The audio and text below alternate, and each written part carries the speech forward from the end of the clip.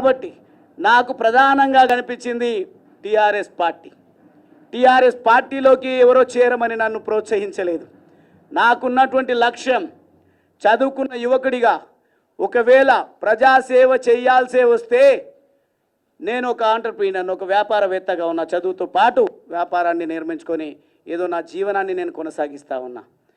కానీ నేను నా అనుభవంలోకి వచ్చింది ఏంది అనంటే, ఎంత పారిశ్రామికవేత్తగా ఎదిగినా నా అణగారిన వర్గాలకు, నా అంటే డైరెక్ట్గా నా పైన ముద్ర వేసేది దళితుల గురించి మాట్లాడుతున్నాడు గువ్వల బాలరాజ్ అని. బీఆర్ఎస్ పార్టీ ఎప్పుడైనా అవకాశం ఇవ్వాలి మాట్లాడడానికి అంటే దళితుల అంశాల విన్నే మాట్లాడాలి. లేదంటే ఎవరైనా వాళ్ళు చేసిన తప్పిదాలను ఖండించేటువంటి మాట మాట్లాడితే దళితునితోనూ మాట్లాడితే సెన్సిటివ్ అవుతుంది, బాగా మాట్లాడగలుగుతాడు అని ఆ అంశాల కోసమే వాడుకున్నారు. కానీ నా అంటే నేను ఇచ్చేటువంటి డెఫినేషన్, నిర్వచనం, పేదలు ఎవరున్నా పేదరికం నుంచి వచ్చినటువంటి వాడిగా ఒక వలస కూలి బిడ్డగా నేను పేదల సంక్షేమం కోసం, పేదల అభివృద్ధి జరగాలంటే ఒక ఆంటర్ప్రినర్గా, ఒక వ్యాపారవేత్తగా పెద్దగా నేను వరగబెట్టేది ఏముండదు. కానీ political power is master key అని నమ్మి నేను ఆలోచిస్తున్నట్టు తరుణంలో టీఆర్ఎస్ పార్టీ ఉన్నది, అదేవిధంగా తెలుగుదేశం పార్టీ ఉన్నది, కాంగ్రెస్ పార్టీ ఉన్నది. కాంగ్రెస్ పార్టీ అధికారంలో ఉన్నది, తెలుగుదేశం పార్టీ పటిష్టంగా ఉన్నది, రకరకాల మాటలు చెప్తూ.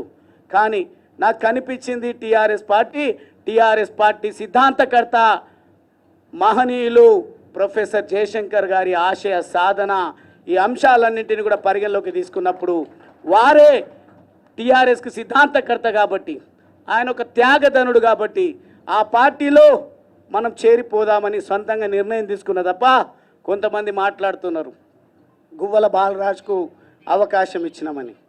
గువ్వల బాలరాజ్ అవకాశాలు వెతుక్కొని ప్రజాసేవ కోసం వచ్చిండు. గువ్వల బాలరాజ్ ఎదగడానికి కాదు అనేది ఈరోజు మీ ముందు కూడా స్పష్టం చేస్తూ ఉన్నా.